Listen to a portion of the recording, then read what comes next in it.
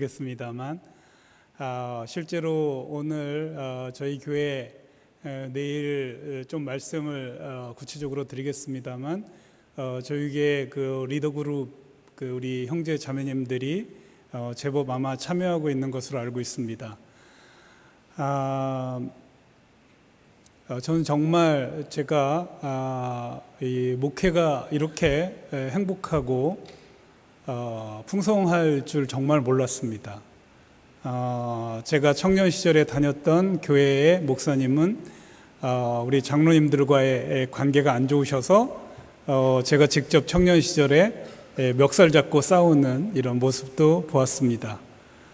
그리고 목사님, 그 담임 목사님께서 새벽 예배 이렇게 인도하러 나오시면 늘 인상을 찡그리고 나오시는 장면들을 보면서 야, 목사는 정말 사지로 가는 그런 직업인가 보다 이런 생각을 했습니다.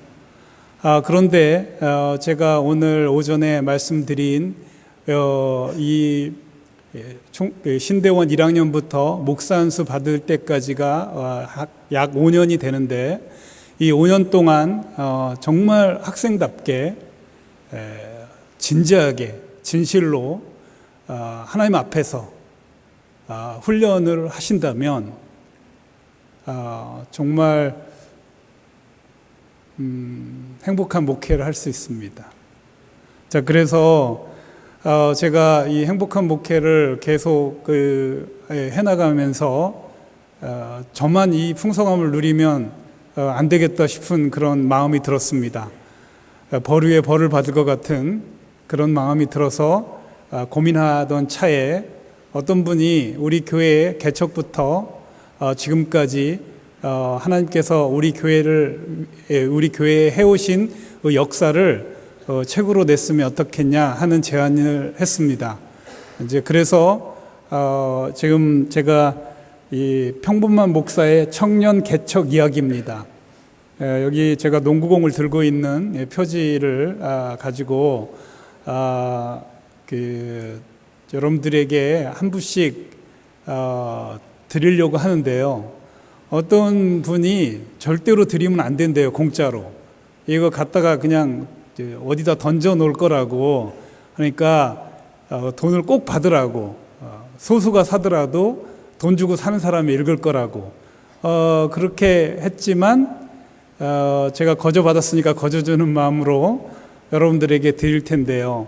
이 책엔 지극히 평범한 제가 스펙도 그냥 중간 모든 게 그리고 가난한 것은 제일 미치고 우리 집안에 유일하게 믿는 자가 저 하나였던 그런 아주 평범한 그런 제가 5년 동안 그 뒤에 물론 지속적으로 제가 예수님을 닮으려고 몸부림치고 성경대로 살려고 몸부림쳤던 그런 기간 동안 제가 훈련하고 주님 앞에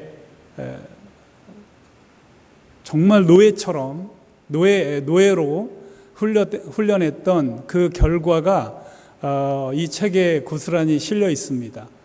그래서 아마 여러분들이 이거 특별히 개척을 하시거나 교회 담임을 만약에 하신다 할지라도 이 책에 있는 내용들을 참고를 하시면 여러분들 어쩌면 저보다 더 행복한 목회를 하실 수 있는 그런 비결들이 여기에 담겨 있다 이렇게 생각하시면 되겠습니다.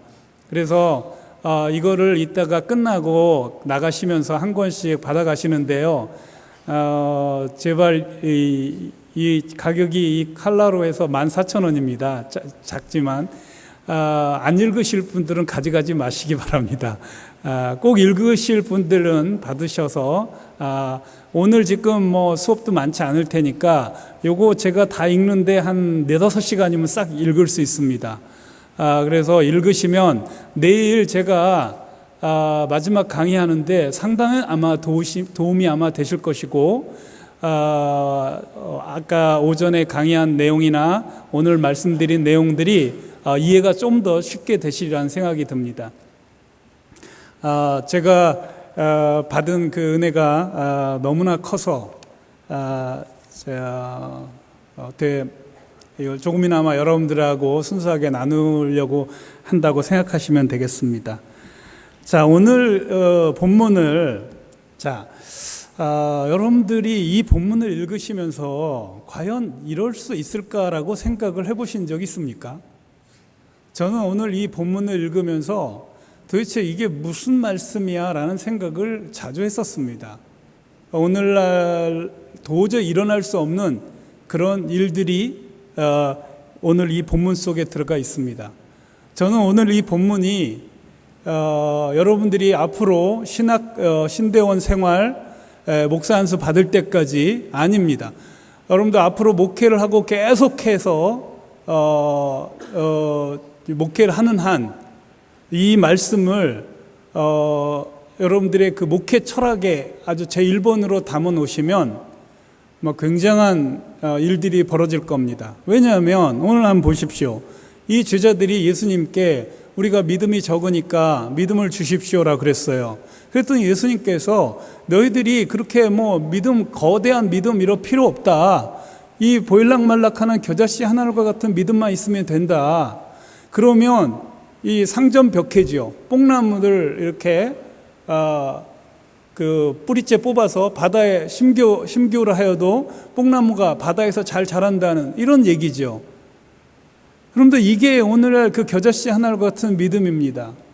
우리 겨자씨 하나와 같은 믿음은 여기서 비유로 얘기하고 있습니다만 불가능이 가능하게 되는 그런 믿음을 소유하게 된다 이 말입니다. 우리는 거창한 큰 믿음, 수박만한 믿음 이런 거 필요 없어요. 사실 겨자씨 하나 같은, 여러분들 겨자씨 아시죠? 보일락말락합니다. 정말 작습니다. 그런 믿음 하나만 있으면 되는데 과연 그런 믿음을 어떻게 가질 수 있느냐, 이게 오늘 이 뒤에 나오는 내용입니다. 겨자씨 하나 같은 믿음을 우리가 목사로서 정말 많은 놀라운 일들을 경험을 해야 되고, 또 우리가 얘기하는 정말 이 목사님은 하나님이 함께 하시는 것 같아. 이분이 기도하고 이분이 말씀하시는 것이 그대로 우리 눈에 보이는 것 같아. 이런 그 신뢰를 주는 그런 목회자가 우리가 돼야 되지 않겠습니까? 사실 저희 그 교회가 처음에 완전 그 지하인 주택 그 입구에다가 교회 명패도 못 달게 해가지고 지하로 들어가야만이 명패를 달았던 그런 교회인데도 저는 청년 사역을 해야 된다는 이유로 1000평의 땅을 달라 그랬어요. 그러니까 개척 초기에. 왜? 작은 자가 그 천을 이루겠고 약한 자가 그 강국을 이룰 것이다. 때가 되면 속히 이루리라 하신 그 이사야 말씀을 가지고 그렇게 그냥 기도를 했습니다. 그런데 14년 만에 진짜 1000평으로 이사를 가게 됐습니다. 개척한 지. 이건 제가 교회의 크기나 물량주의를 여러분들에게 얘기하려는 것이 아니라, 그래서 우리 교인들이 생각할 때 우리 목사님이 가지고 있는 이 비전, 도대체 어떻게 개척한 교회가 우리는 부자도 없습니다. 우리 교회는 청년들이 대부분인데 헌금을 얼마나 내겠습니까? 한 번은 개척 초기였는데 헌금이 1,500원 나온 때도 있었습니다. 정말 이 도움이 별로 안 돼요, 청년들은. 그런 측면으로는. 그래서 많은 분들이 제가 청년들만 있다 그러면 굉장히 안타깝게 쳐다보고 그랬습니다. 그런데 여러분들 불가능을 가능케 할 수 있는 그런 강력한 믿음의 사람이 여러분들 다 되고 싶으시죠? 정말이에요? 비결이 있습니다. 그 뒤에 나오는 내용이 그 비결입니다. 자, 그 뒤에 나오는 이 비결은 이런 내용입니다. 어느 종이 있었습니다. 이 종에게 종이 밭을 갈거나 또 양떼를 돌보는 종이었습니다. 근데 이제 이 종이 여러분들 잘 알다시피 이 종은 오늘날 볼 수가 없습니다. 이 종 개념이 아마 우리가 이 성경의 이 위력이 반감된 이유 중에 결정적인 요인은 아마 이 종 개념을 우리가 볼 수 없기 때문에 그럴 수 있을 것 같습니다. 우리는 이 노예라는 이 둘로스라는 이 단어는 여러분들 우리가 보통 하인 개념이 아니에요. 그 당시 로마 제국 당시에 생명권도 없었고 이주권도 없었고 또 사유재산권도 없었던 그야말로 파리 목숨과 같은 그런 존재였습니다. 주인이 죽으라 그러면 죽는 신용까지 해야 되는, 무엇이든지 해야만 되는 그런 종. 이 종, 그 당시 지금으로부터 2000년 전에 그 종의 개념이 만약에 오늘날 우리가 눈으로 볼 수 있고 우리가 만약에 그것을 만질 수만 있다면 아마 우리는 예수 그리스도의 종이라는 말을 함부로 사용하기가 어려울 겁니다. 그 정도로 이건 인간 이하의 취급을 받았지 않습니까? 어떤 문헌에 보면 이 사람의 그 노예의 값어치가 말 한 마리보다 더 싼 이런 여러분들 비참한 그런 상황에서 이 글들이 쓰여진 겁니다. 그런데 그래서 여기 이 소개된 이 종은 여러분들 우리가 상상할 수 없는 행동을 합니다. 아마 이거는 여러분들이나 저나 예수 그리스도의 종이라고 말은 하지만 실제로 종님 대우를 받는 이런 환경에 살고 있기 때문에 이런 겨자씨 하나를 믿음 같은 뽕나무를 바다에 심을 수 있는 이런 이 멋진 믿음을 갖는 것이 어쩌면 불가능하게 된지도 모릅니다. 이 종의 태도를 보십시다. 이 종은 일을 열심히 하고 왔어요. 정말 땀을 뻘뻘 흘리면서 일을 하고 왔습니다. 그런데 저녁이 됐습니다. 그러면 주인이 수고했다. 내가 밥을 차려놨으니 먹어라. 그런 주인이 없다 이 말입니다. 일을 실컷 하고 와서 저녁을 주인을 위해서 열심히 짓습니다. 열심히 짓고 또 수종을 듭니다. 거기서 밥도 못 먹고 주인이 시키는 대로 이 반찬이 떨어졌으면 거기 있다가 반찬 갖다 주고 물이 필요하면 물을 갖다 주고 그랬습니다. 그렇다고 해가지고 그 주인이 종이 열심히 일했으니까 야, 일로 와서 같이 밥 먹자 그러지도 않습니다. 이 종은 그냥 주인이 다 먹은 뒤에 부엌에서 아마 맛있게 먹었을 거예요. 근데 먹다가 또 주인이 부르면 네 하고 얼른 뛰어갔을 겁니다. 저는 가끔 그 로마 제국 시절에 그 다큐멘터리나 아니면 이 영화를 보는 걸 좋아합니다. 왜? 그 당시 그 둘로스들이 어떻게 행동했는지를 보기 위해서요. 정말 처참합니다. 그건 인권이 전혀 없는 그런 취급을 받았습니다. 언제든지 주인이 죽여도 괜찮았습니다. 그런 어떤 종의 그런 태도를 저는 마음판에 늘 새기고 있습니다. 왜? 아니 이 대박 아닙니까? 이 결시 하나 믿음만 가지면 불가능을 가능케 하는 그런 믿음의 소유자가 된다는데 왜 내가 종 그거 훈련을 안 하겠습니까? 당연히 해야 되죠. 그래서 그러고 난 뒤에 이제 이 종이 그렇게 다 수고하고 부엌에 있을 때 주인이 수고했다 한마디 하지 않습니다. 또 그렇다고 해서 월급을 주거나 그런 것도 아닙니다. 그랬더니 이 주인이 이 종이 하는 말이 기가 막히지 않습니까? 여기서 보면 이와 같이 10절에 보면 너희도 명령 받은 것을 다 행한 후에 이르기를 우리는 무익한 종이라 우리의 하여야 할 일을 한 것뿐이니라 할지니라. 내가 마땅히 해야 될 걸 했습니다. 이렇게 저는 오늘 아까 오전에 했던 4가지 중에 마지막 하나가 있었는데 사람들에게 사랑스러워 가더랍니다. 사람들에게 점점점 사랑스러워 가더라는 주제로 지금 이 얘기를 하고 있는 겁니다. 자, 무슨 말이냐면 여러분들 이 목사가 요즘 인기 있습니까? 여러분들 혹시 인기 있으신가요? 저는 우리 노예 제가 지금 평양노에 속해 있는데 거기 요즘 서기를 하고 있습니다. 이 서북 지역 노예들이 거의 한 30개 되는데 목사님들이 가을에 체육대회를 하러 오십니다. 그러면 한 교회에서 한 노회에서 최소한 20-30명의 목회자들이 옵니다. 그럼 다 합치면은 거의 몇백 명이 옵니다.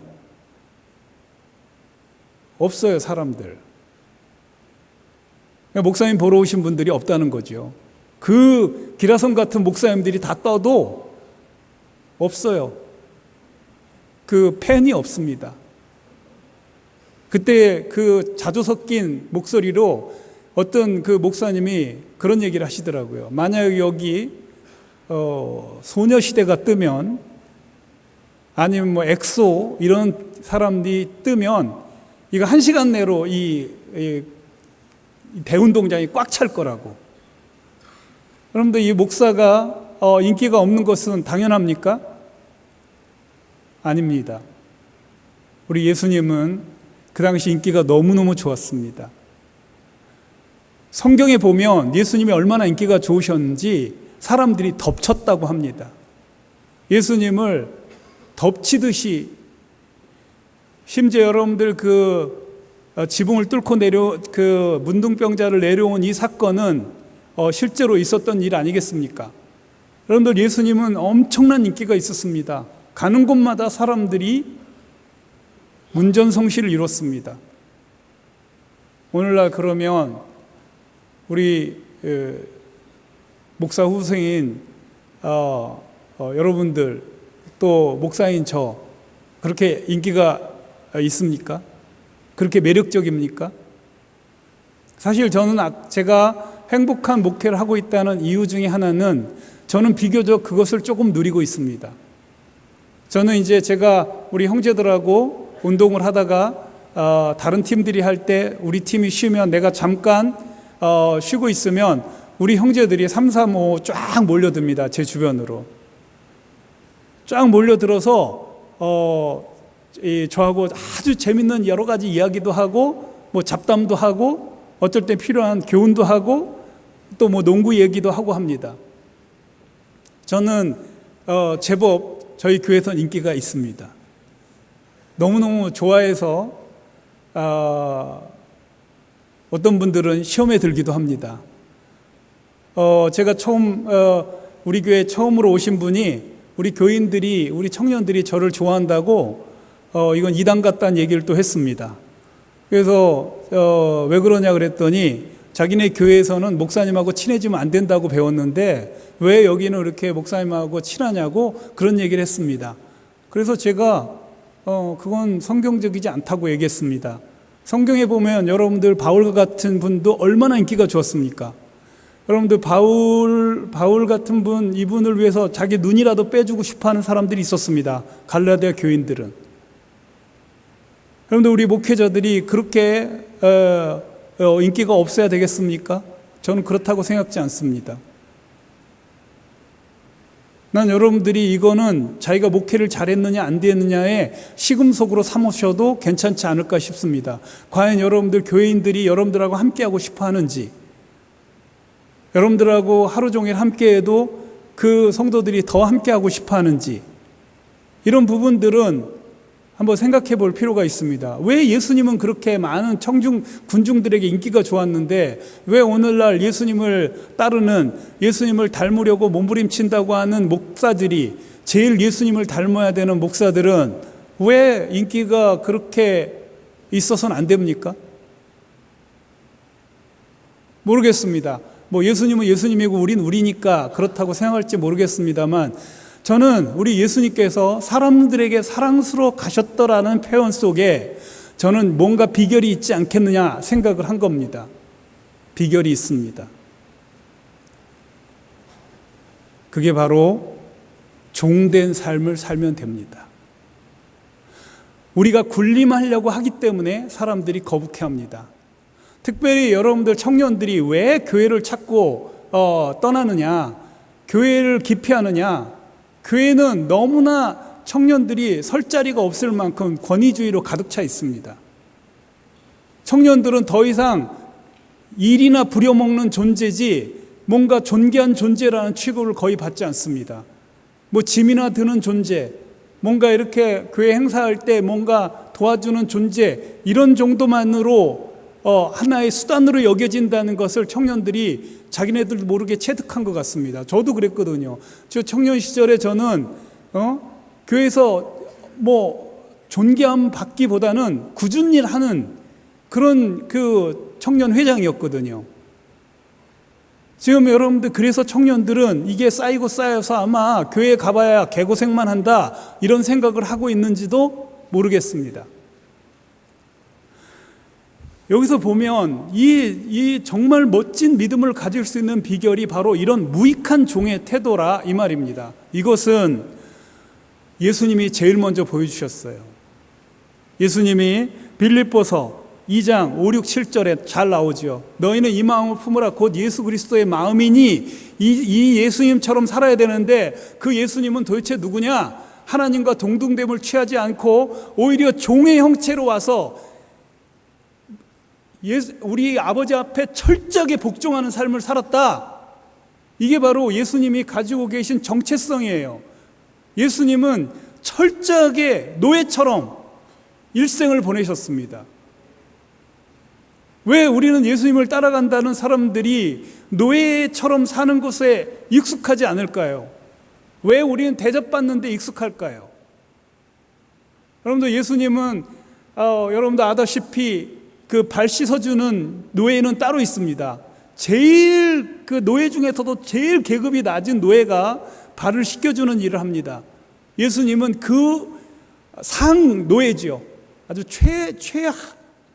하층 노인, 그 노예가 하는 일들을 예수님이 과감하게 하셨어요. 발 씻겨주는 일을 했습니다. 저는 솔직히 우리 그 수련회 때, 여러분들 중고등부 수련회 때 세족식, 저는 참 이거 세족식 얘기만 나오면 고민됩니다. 왜냐하면 학생들에게 오늘 세족식 하니까 발 깨끗이 닦고 와, 뭐 이런 거. 전 진짜 그게 무슨 세족식입니까, 그게? 예? 그건요, 예수님께 우리 성경에 나온 진리를 거짓으로 가르치는 겁니다. 솔직히 얘기하면. 저는 예수님이 이 발 씻겨주는 이 장면을 저도 어떻게 하면 우리 청년들에게 그렇게 할 수 있을까 정말 고민을 했습니다. 근데 오늘날 뭐 이스라엘 같은 그런 환경이 아니지 않습니까? 뭐 지금 뭐 흙도 별로 없는 이 서울에서 도대체 발 그 냄새 뭐 나겠습니까? 발이 뭐 먼지로 가득 찼겠습니까? 그래서 뭐 발 씻어줄 일이 없어요.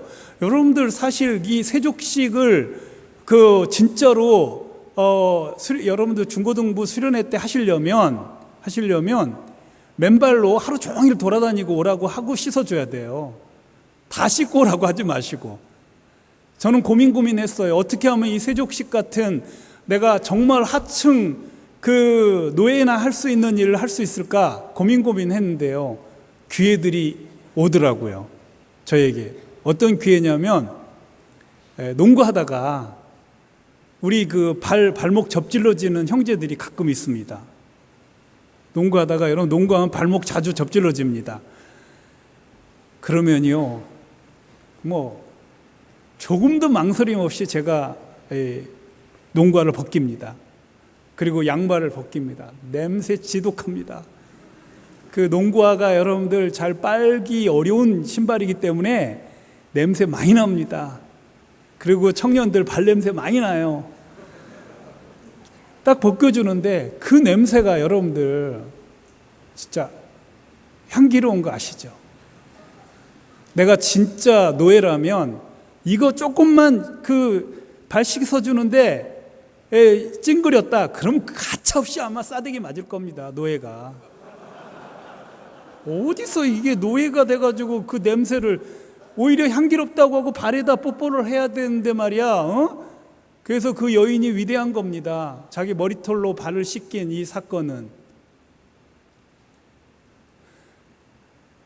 제가 그 접질러진 발을 마사지를 해줍니다. 손이 끈적거려요. 여러분들 양말 벗기고 그 다음에 부으면은 제일 좋은 게 물 떠다가 거기다 부어주는 겁니다. 씻어주는 겁니다. 저는 실제적인 이런 훈련을 제가 하려고 몸부림쳤습니다. 그래서 저는 그렇게 한번 진짜 그 발이 아프고 고통스러울 때 제가 그렇게 발을 이 마사지를 해주고 씻어준 아이들은 저 정말 좋아해요. 진심이 통하는 거죠, 이게. 여러분들, 예수님의 인기 비결은 예수님이 병을 고치고 또 여러 가지 기적을 베푸시고 또 오병이어 사건을 행하셔서 그런 것도 있지만, 예수님께 깊이 예수님의 매력을 느꼈던 것은 예수님의 종된 삶이었습니다. 예수님은 늘 섬기러 오셨습니다. 여러분, 예수님은 늘 노예처럼 제자들에게 고기를 구워주고 제자들의 그 식사를 준비하고 발을 씻겨주시고, 여러분들, 예수님은 그 스승이신데도 불구하고 제자들하고 같이 이 광야에서도 자고 이런 분이셨습니다.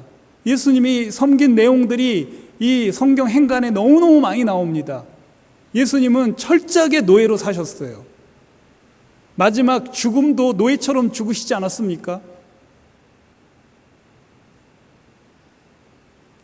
이게 예수님의 정체성이에요. 우리는 당연히 예수님처럼 이렇게 살아야 되는 것이 의무고 책임입니다. 사실 그렇게만 여러분들이 내가 무익한 종이다, 여기서 이 무익한 종은 무슨 말인지 여러분들 아시죠?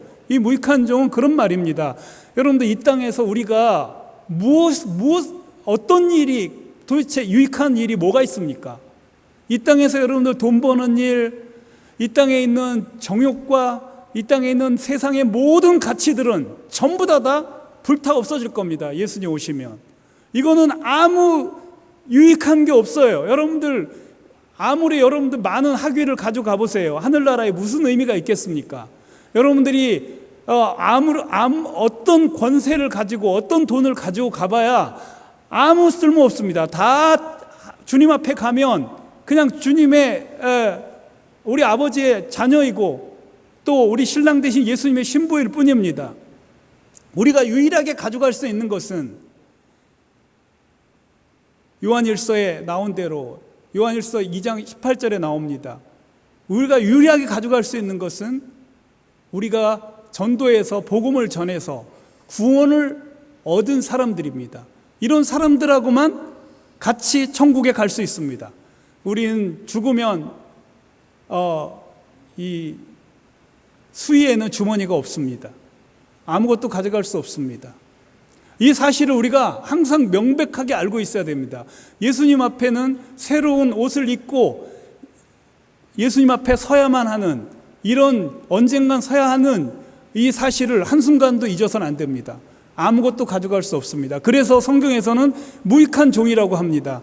우리가 무엇을 해도 아무것도 가져갈 수 없는, 남길 수 없는 것이 바로 우리 인간 모든 사람들의 어쩌면 숙명입니다.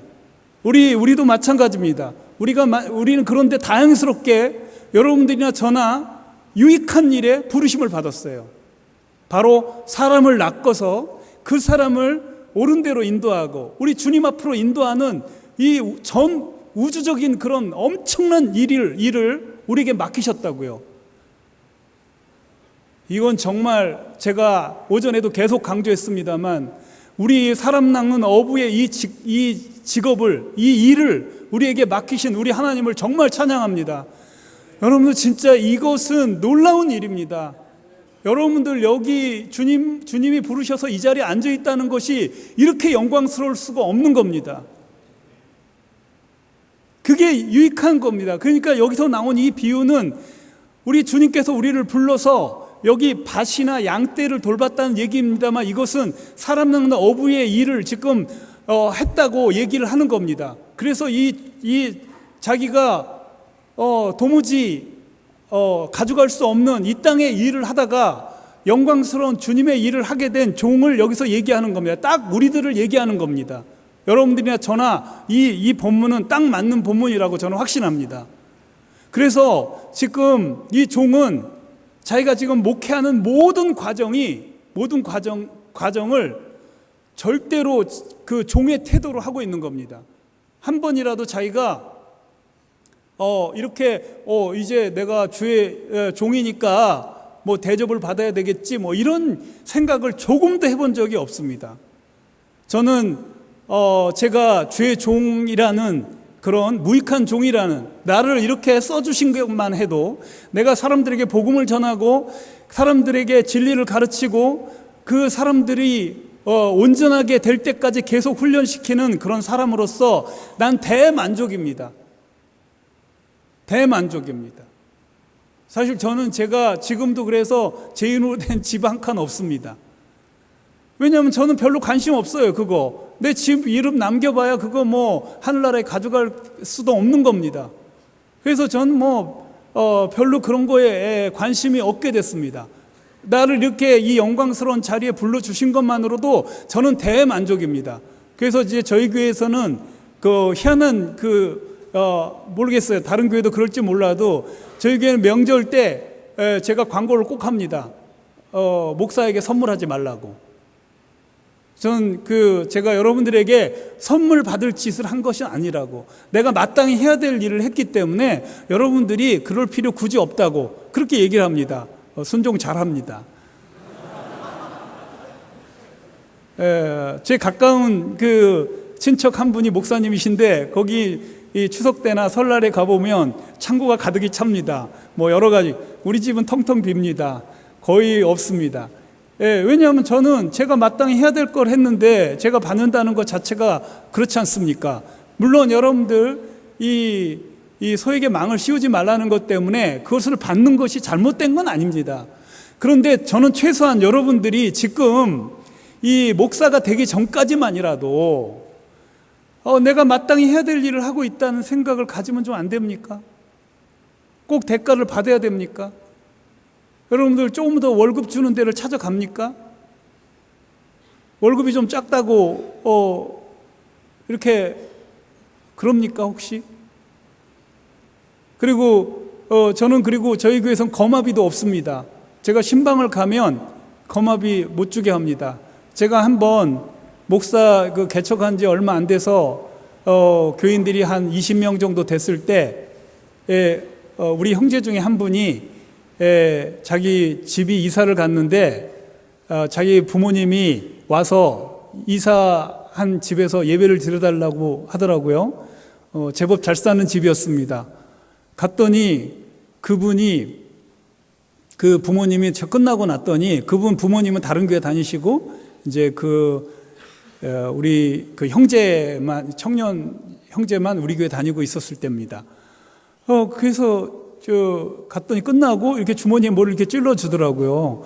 그래서 난 이제 처음 받아보는 거라 이게 이제 뭔가 그랬습니다. 그랬더니 이게 거마비래요. 집에 와서 보니까 30만 원을 그 당시 줬습니다. 와, 대박. 이건 제가 그 당시 개척하면서 한 달 생활비가 30만 원 되지도 않았을 그럴 때였던 것 같은데, 근데 여러분들 있잖아요. 참 견물생심이라고 자꾸 그 집 가고 싶더라고요. 이거 안 되겠다 싶더라고요. 내가 그분을 주님의 존귀한 양떼로 보지 않고 나의 필요를 채우는 분으로 생각하는 저의 약간 불손한 생각이 저는 두려웠어요. 그래가지고 그 뒤로는 거마비 없습니다. 만약에 여러분 진짜 감사하고 싶으면 주일 예배 때 주님께 드리라고 제가 그러고 있습니다.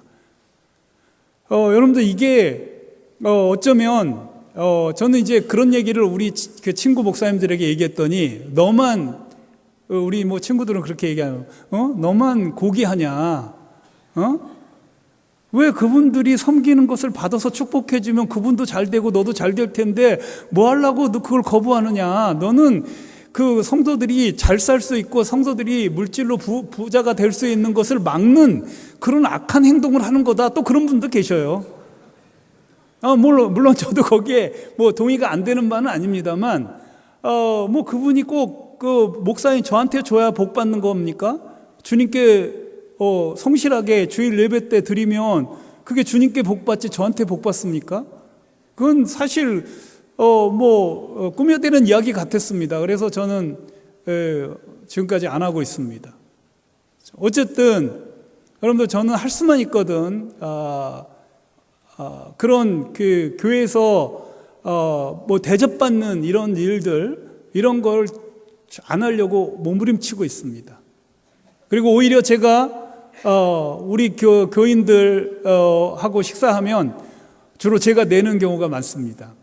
왜냐하면 내가 종인데 우리 교인들을 내가 섬겨야지. 내가 뭐 늘 목사는 뭐 우습게 얘기 있지 않습니까? 뭐 이 목사하고 뭐 경찰하고 기자가 셋이서 밥 먹으면 아무도 돈을 안 낸다, 뭐 이런 얘기 있지 않습니까?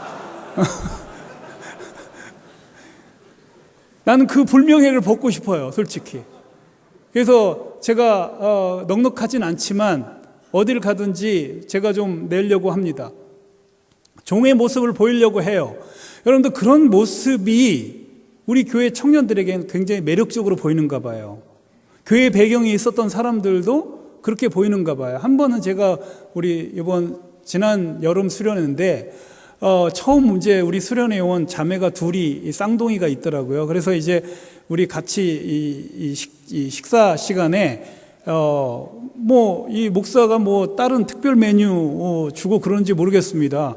제가 그 자매하고 똑같은 메뉴를 가지고 가서 먹고 있었더니 이 목사님 맞냐 그러더라고요. 그래서 맞다 그랬더니 왜 목사님이 여기서 식사하냐 그래요. 그래서 왜 그러냐 그랬더니 이 강사 목사님들은 원래 이렇게 좀 따로 이렇게 밥 먹어야 되는 거 아니냐고 그러더라고요. 그래서 뭐 그런 교회도 있는가 보죠. 그랬습니다. 전 제가 우리 그 형제 자매들을 섬기라고 주님께서 저를 부르신 주님의 종인데, 내가 어떤 특권의식을 갖는다든지 대접받아야 된다든지 당연히 내가 일한 대로 보수를 받는 것이 마치 당연한 것처럼 여겨지는 이 분위기는 여러분들이 장차 목회할 때 별로 도움이 안 돼요.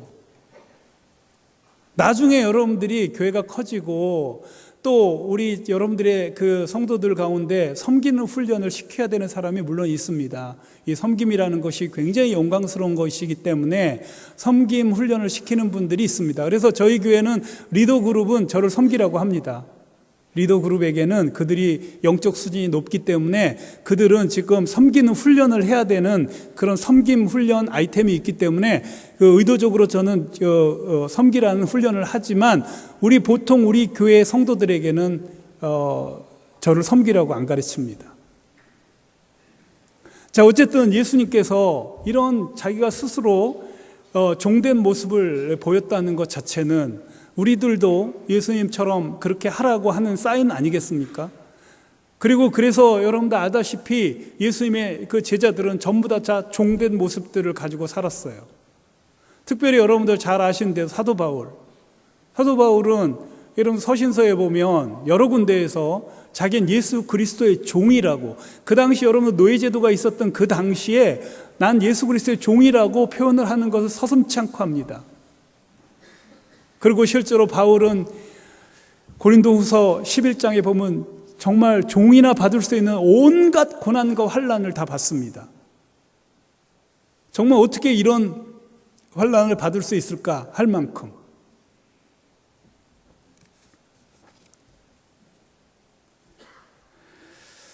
자, 그래서 저는 여러분들에게 제가 이 황홀한 목회를 하게 된 비결 중에 하나가, 내가 늘 무익한 종이라는 생각을 가지고 목회를 했더니 이렇게 부담도 없어요. 누가 나 혹시 대접 안 해도요, 전혀 섭섭하지도 않고요.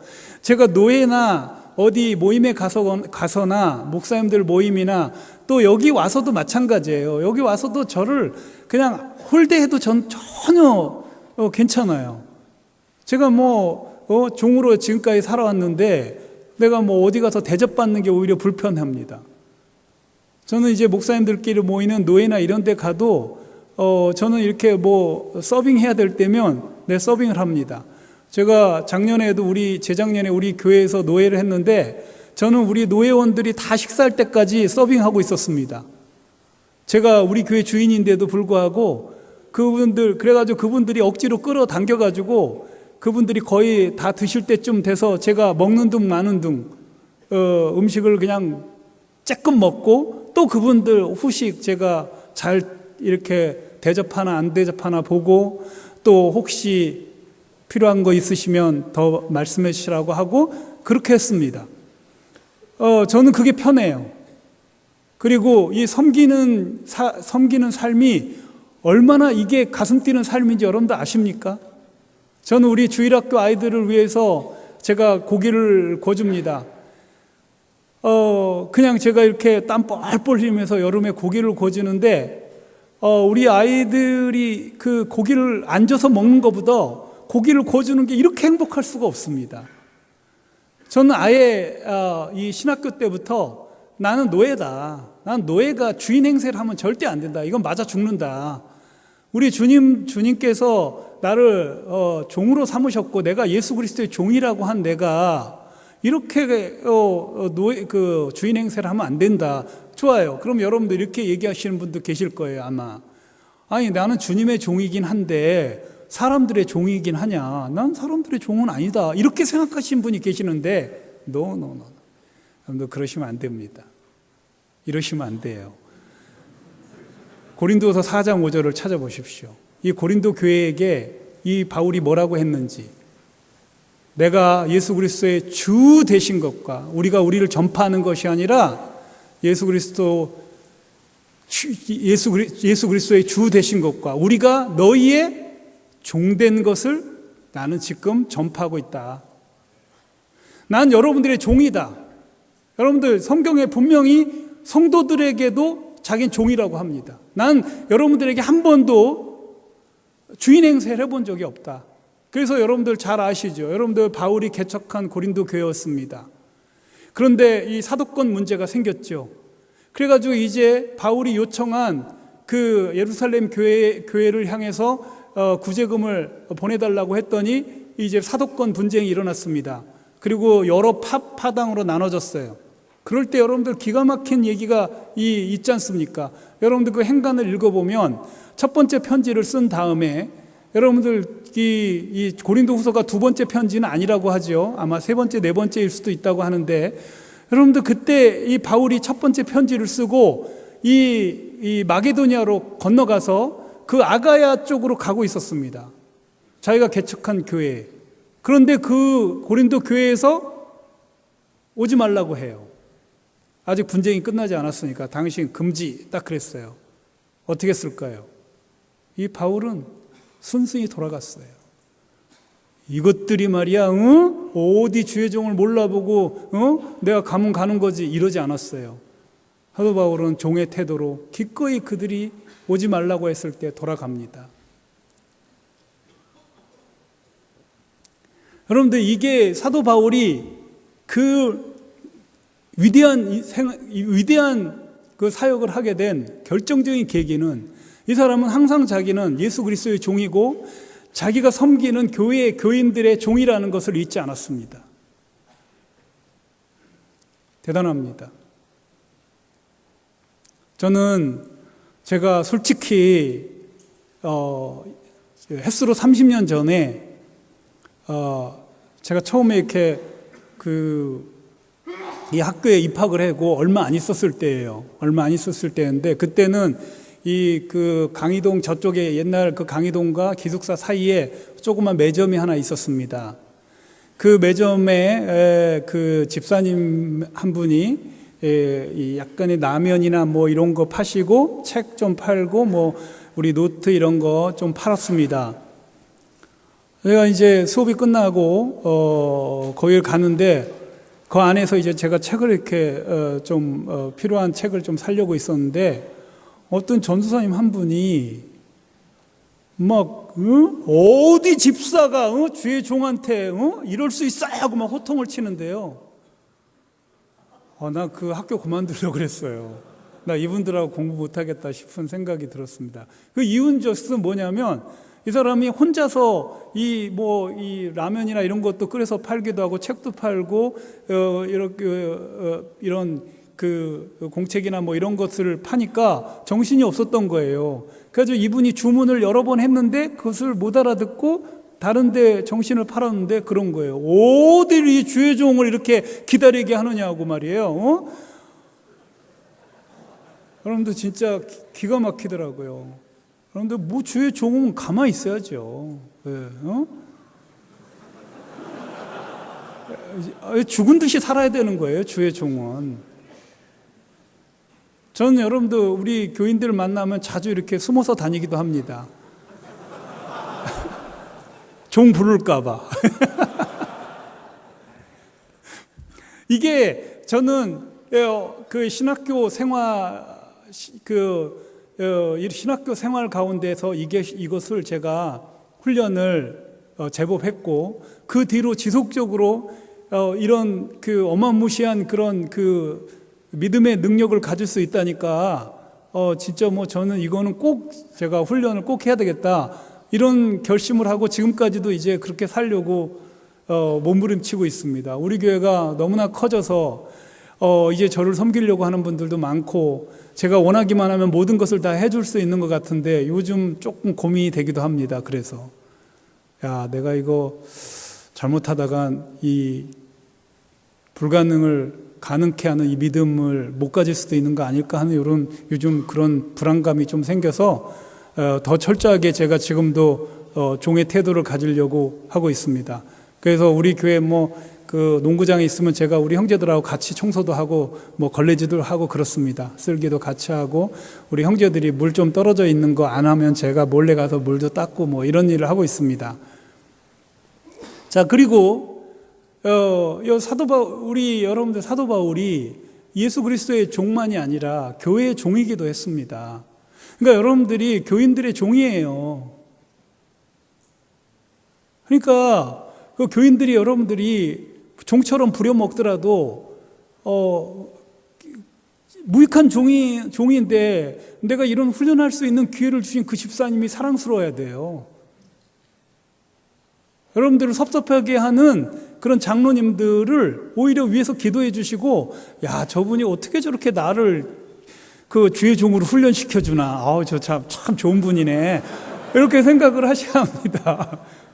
이건 농담이 아닙니다. 저는 제가 처음에 신대원 왔을 때 저는 그 목회자들의 그 갑질, 미안합니다.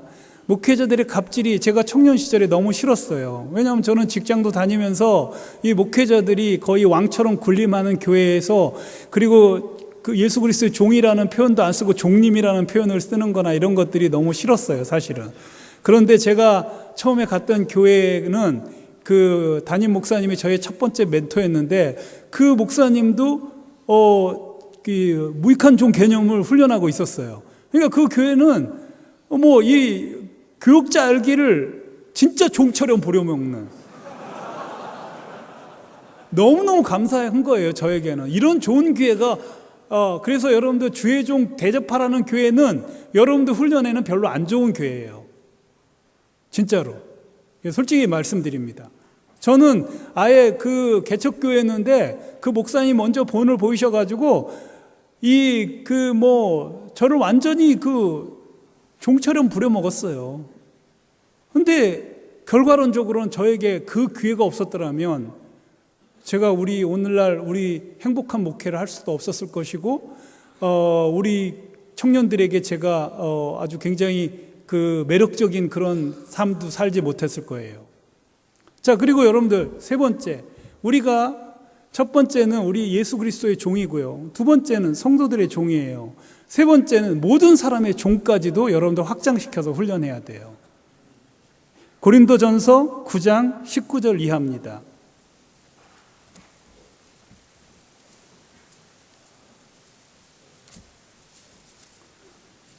(9장 19절) 이하. 자, 제가 읽어드리겠습니다.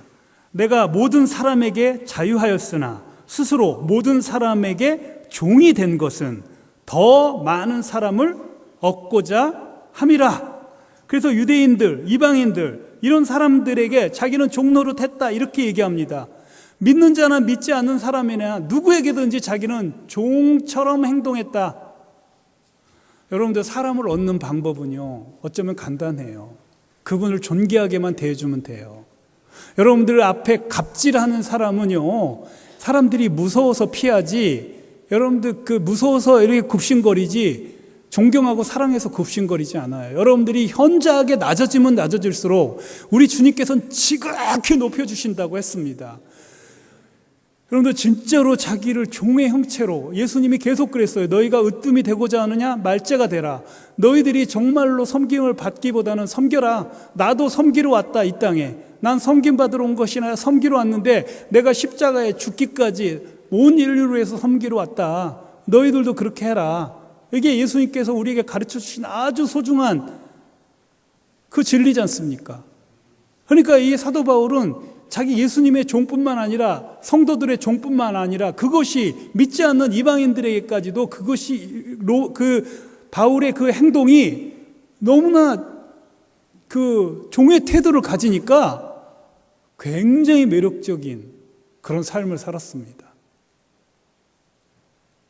그리고 많은 사람이 사도 바울을 좋아했고, 여러분들 그 아가야하고 마게도냐 그 외에 다른 지역에서 바울이 개척을 하는데도 무리가 없었던 이유는, 이방인들에게 개척을 하는데도 무리가 없었던 이유는 그 사람의 성품 자체가 노예의 성품을 가지고 있었기 때문에 사람들이 좋아했어요. 여러분들 혹시 히틀러에 관한 책을 혹시 읽어보셨는지 모르겠어요. 저는 이 히틀러가 굉장히 평범 이하의 사람이에요. 히틀러는 여러분들 뭐 진짜 논팽이 비슷한 사람인데 어떻게 그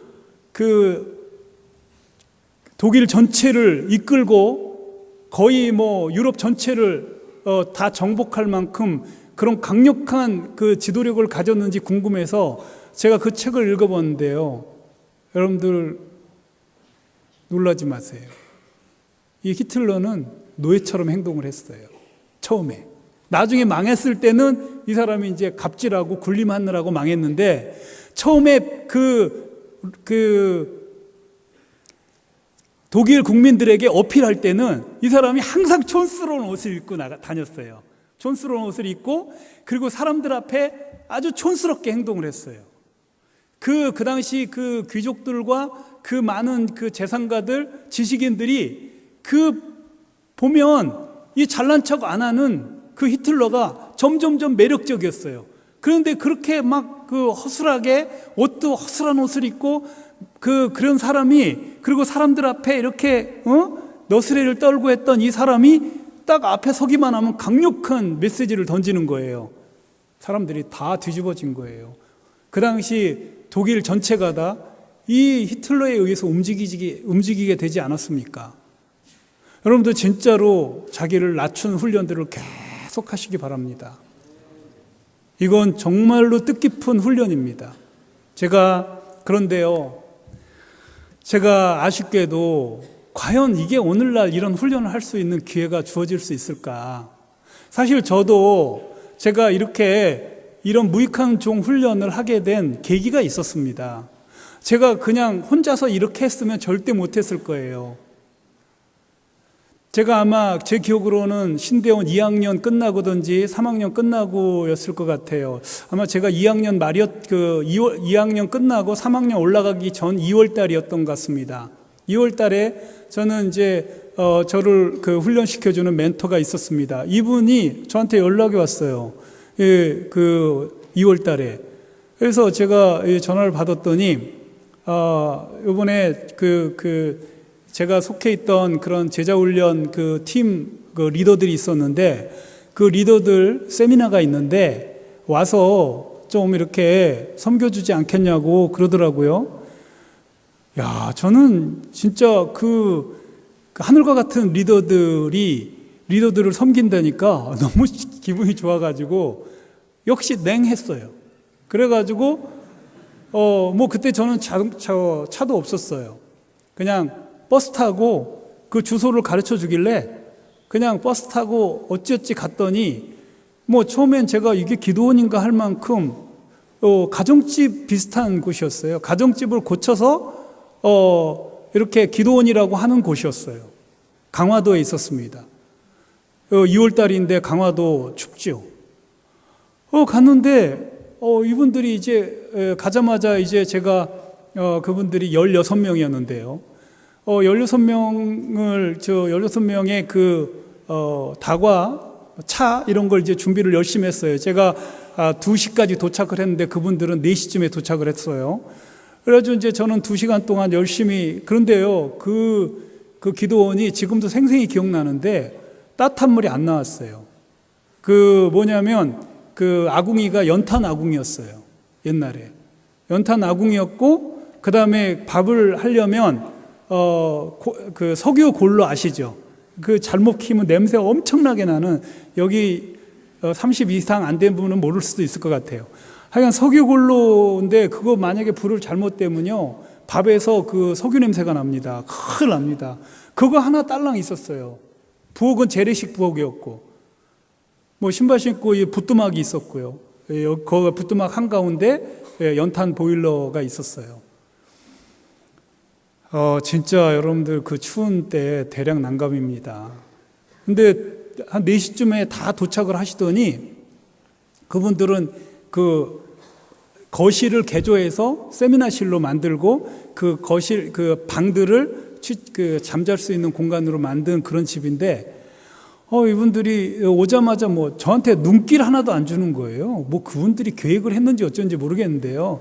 저는 사실은 그분들이 그렇게까지 계획을 했을까 하는 생각을 지금도 합니다만, 어쨌든 저는 지금도 우리 주님이 저를 훈련하셨다는 생각으로 저는 확신하고 있습니다. 눈길도 안 줘요. 수고하네 이런 말이라도 해야 되는데 눈길도 안 주는 거예요. 그래가지고 그 안에 들어가더니 아주 풍성한 세미나를 하시더라고요. 그래서 저는 6시에 식사니까 4시서부터 죽어라고 이제 국 끓이고 밥하고 이런 걸 했어요. 그 밑반찬은 거기 오신 사모님 몇 분이 밑반찬은 가져다 놨더라고요. 그래서 이제 그거 해서 식사를 6시에 딱 맞춰서 딱 드렸습니다. 맛있게 잘 드셨어요. 제가 또 요리 좀 합니다. 맛있게 드셨어요. 근데 그분 중에 한 분도 수고했으니까 같이 먹죠. 그 전도사인데 그래도 종님인데 어떻게 그렇게 무정할 수 있냐는 생각이 조금 들었어요. 그런데 아무도 식사하자는 소리가 없는 거예요. 그래서 이제 제가 반찬, 이게 밑반찬 요거 좀 더 가져오세요. 이렇게 와라 정도는 안 했어요. 그냥 존댓말은 해줬죠. 그래도 이거 좀 더 가져오세요. 이렇게 국이 더 필요합니다. 그리고 숭늉 주세요. 이런 걸 했어요. 여러분들 그 수종 다 들고 간식까지 다 이렇게 사과도 깎아서 쫙 줬더니, 귤하고 다 드렸더니 8시가 됐습니다. 그분들이 8시에 세미나 한다고 찬양하고 그러는데 저는 이제 부엌에서 찬밥을 먹어야만 했습니다. 여러분들 실제로 있었던 일이에요, 이게. 그런데요, 신기한 거는 뭔가 기분이 너무 좋았어요. 난 참 귀한 일을 하고 있는 것 같다. 이 귀한 분들을 섬긴다는 것 자체가 굉장히 기분이 괜찮았습니다. 찬밥을 이제 먹고, 찬밥 먹다가 또 필요하다 그러면, 여기 펜이 필요하다 그러면 먹다가 달려가서 펜 찾아주고 이런 일들을 하고 이제 거의 1시간 동안 이제 먹었죠. 그런데 근데 그 세미나가 그 당시 12시까지 있었어요. 근데 제가 거기 부엌에서 그 세미나실 그 거실에 들어와란 말도 안 하니까 어떻게 들어갈 수도 없고 그냥 부엌에서 이렇게 무슨 얘기 하나 이렇게 들으면 잘 들리지도 않고 그러고 있었습니다. 그리고 이제 이분들이 이 12시에 취침 다 하고 난 뒤에 저는 잤죠. 그리고 이제 새벽 아침 7시에 식사니까 제가 4시에 일어났어야 돼요. 4시에 일어나서 저는 종으로서 제가 잘해야 된다는 생각으로 따뜻한 물 데펴가지고 그분들 세면할 수 있도록 따뜻한 물 큰 통에다가 이 골로 펴가지고 데펴놓고 그 다음에 데펴놓고 난 뒤에 이제 국 끓이고 제가 아침밥을 하고 그렇게 했습니다. 그냥 그분들 열심히 드셔요. 그냥 저한테 먹어보란 말 한마디도 안 하고 그냥 열심히 드셔요.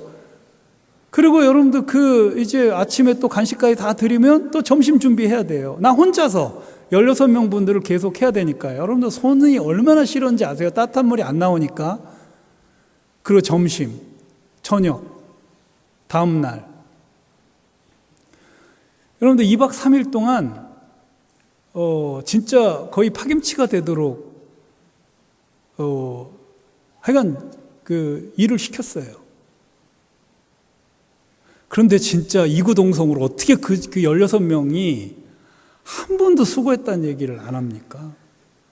수고했다고 한 번도 안 했어요. 오히려 마치 당연한 것처럼 그렇게 대우해 주셨어요. 정말 그분들 너무 큰 은인들이에요. 저에게 지금까지. 그런데요, 여러분들, 수고했다고 뭐 차비라도 줄 줄 알았는데, 행여나 내가 그때 워낙 가난했으니까, 오전에 제가 물로 배를 채웠다는 그런 시절이었으니까, 그래도 교통비만 혹시 주지 않을까 기대를 했는데, 무슨 교통비야. 그냥 제 비상금 털어서 또 이렇게, 왔습니다. 집에까지. 그런데 신기한 거는, 제가 이 본문을 그 전까지 이 누가복음 17장 이 본문을 이해를 못 했었어요. 아니, 당연히 오늘날은 내가 일한 만큼 줘야 되는 거 아니야? 나는 교회에 제가 그때 부교육자 할 때 다른 교회보다 월급을 적게 줬어요. 장학금도 거의 반액밖에 안 주고. 은근히 저는 불평불만을 했습니다. 제 친구는 좀 큰 교회를 다녔는데 이 명절 때도 이 보너스가 나오고 또 그 큰 교회 그 권사님이나 장로님들이 학기 초에 책 사보라고 책값도 주고 또 이렇게 생기는 게 많다고 막 자랑을 막 하는데 저는 생기는 게 일제로 없었어요. 그런 교회, 그러니까 그 교회가 원래 노예 훈련하라고 하는 교회라 그런 게 전혀 없었어요. 그런데 그렇게 기분 좋을 수가. 그래야 나중에 제가 이걸 경건의 시간을 하는데요. 막 울컥하더라고요. 야, 우리 주님이 이 오늘날 21세기에 도저히 훈련할 수 없는 훈련 프로그램을 어떻게 나한테 이렇게 직접적으로 시키셨을까? 이런 생각이 들었습니다. 여러분들 안습인 것은 오늘날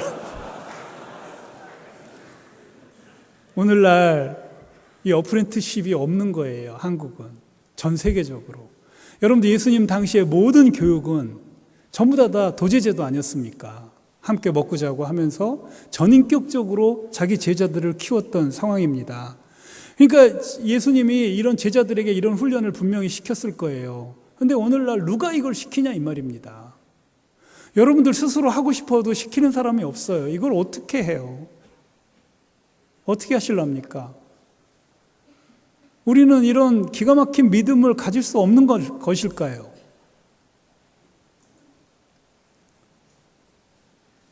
이런 무익한 종 훈련을 필수적으로 통과를 하게 되면 어마어마한 믿음을 갖게 됩니다. 어마어마한 믿음을 갖게 돼요. 그리고 이 목회하는 동안에 내내 행복해질 수 있어요. 우리가 불행하게 느끼는 이유가 있죠.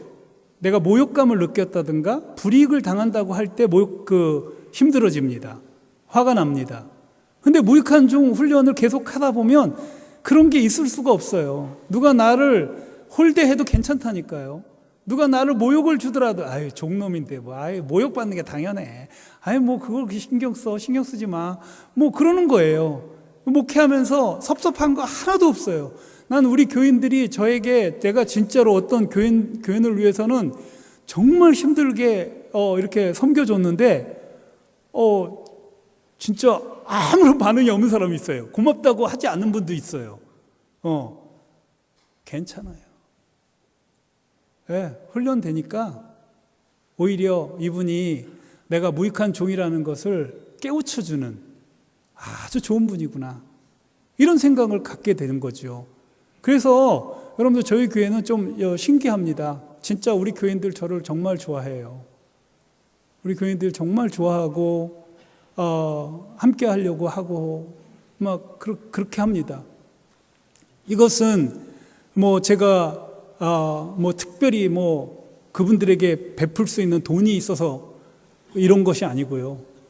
저는 그분들을 내 상전처럼, 내 주인처럼 우리 교인들을 대하기 때문에 그분들이 예수님도 그렇게 사셨을 때 사람들에게 매력적인 분이 되셨듯이 제가 더욱더 낮아지면 낮아질수록, 제가 더욱더 노예라는 개념을 가지면 가질수록 우리 교인들은 나를 사랑하는구나, 이런 것을 제가 알게 되었습니다.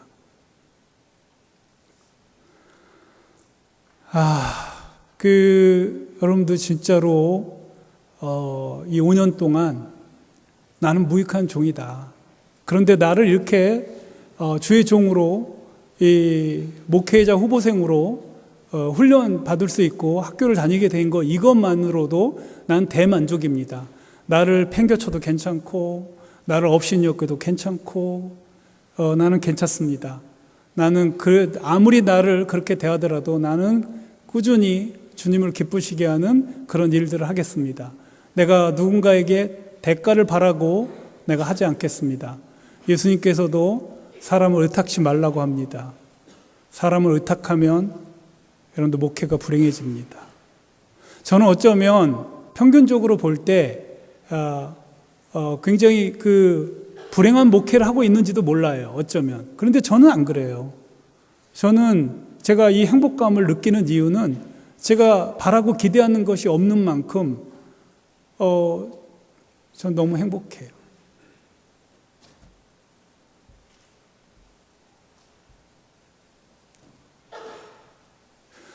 저는 여러분들에게 부탁하고 싶습니다.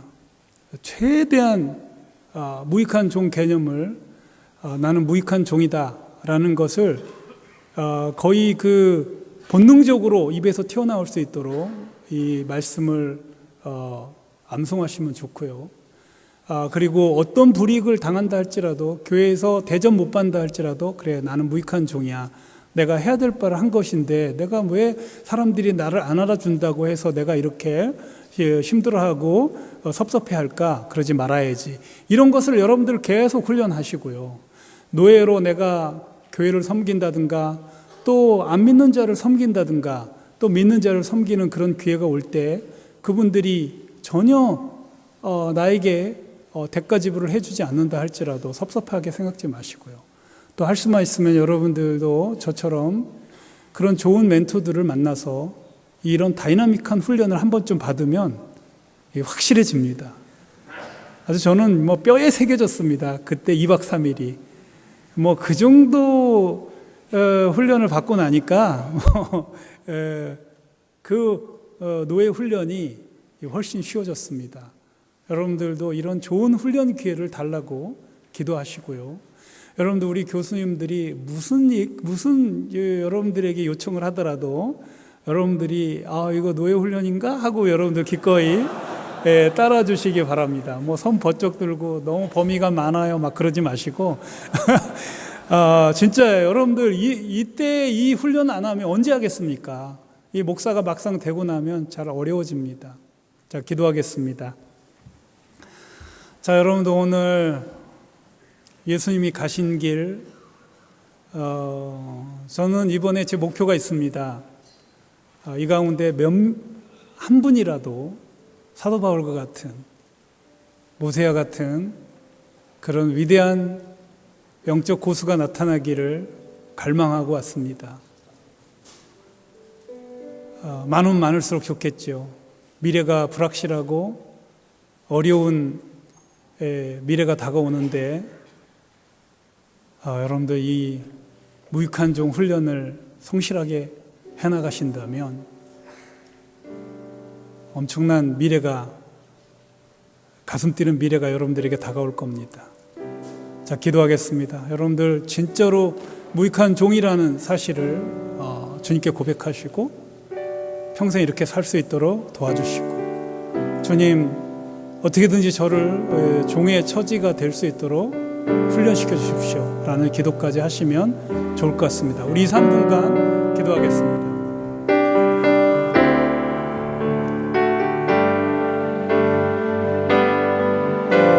주님, 시간에 주님, 우리 사랑스러운 우리 전도사님, 주님이 사랑해서 뽑은 우리 전사님들입니다. 아버지 하나님, 예수님을 본받으려고 하는 우리 전사님들이 예수님처럼 철저하게 섬기고 철저하게 노예의 모습을 보이는 이런 정말 놀랄만한 이 사실을 알고도 주님 훈련하지 않으면 어떻게 하겠습니까? 아버지 하나님이여, 사랑하는 우리 전사님들이 이 무익한 종의 그 가치를 알아서 마땅히 내가 해야 될 바를 한 것뿐이라는 그런 신앙 고백을 할 수 있도록 아버지 하나님이여 역사하시고 인도하여 주시옵소서. 아버지 하나님, 이들 가운데 우리 대한민국을 이끌고 나가고 세계를 이끌고 가는 영적 지도자가 나오기를 합니다. 아버지 하나님이여 역사하시고 성령의 감화 감동을 하여 주시옵소서. 아버지 하나님이여 이들의 이 결단이 아버지 하나님이여 헛되지 않도록 역사하시고 역사하여 주시옵시기를 간절히 바라옵고나이다. 아버지 하나님이여 이들을 불쌍히 여겨주시옵소서. 아버지 하나님, 저를 불쌍히 여겨주신 것처럼 이들을 불쌍히 여겨주시옵소서. 제가 무엇이간데 주님께서 이렇게 저를 생각하시고 저를 훈련시켜주시고 제가 무익한 종으로 아버지 즐겁게 이 길을 가게 하신 그 은혜를 오늘 이 시간에도 이곳에 부어주시옵시기를 원하옵나이다. 아버지 하나님이여 역사하시고 인도하여 주시옵소서. 불쌍히 여기시고 인도하여 주시옵소서.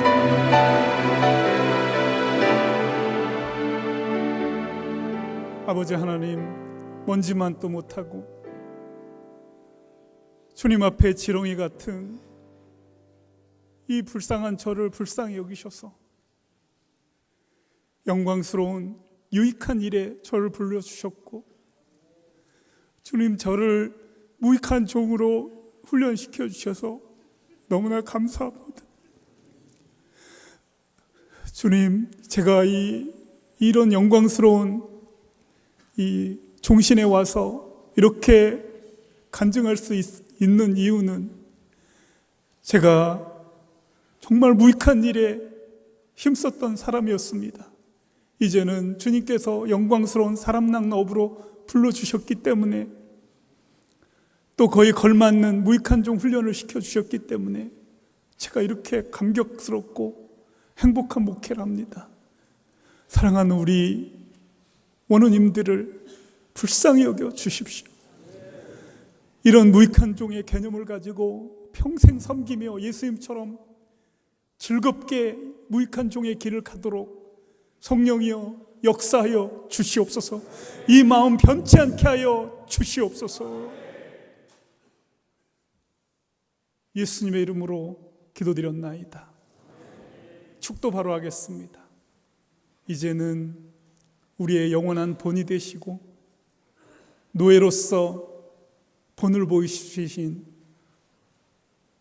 우리 예수 그리스도의 그 크신 은혜와 우리 아버지께서 이 섬기는 자로 사는 것이 얼마나 감격스럽고 얼마나 풍성한지를 잘 아셔서 우리가 무익한 종의 개념을 갖고 살기를 원하시는 우리 아버지의 놀라우신 사랑과 오늘 성령께서 강하게 역사하셔서 오늘 이 무익한 종의 이 길을 기꺼이 가려고 하는 사랑하는 우리 원우님들과 또 가르치는 우리 교수님들과 또 수고하는 모든 교직원들 머리 위에, 이 종신 머리 위에 지금부터 영원토록 함께 있을지어다. 아멘.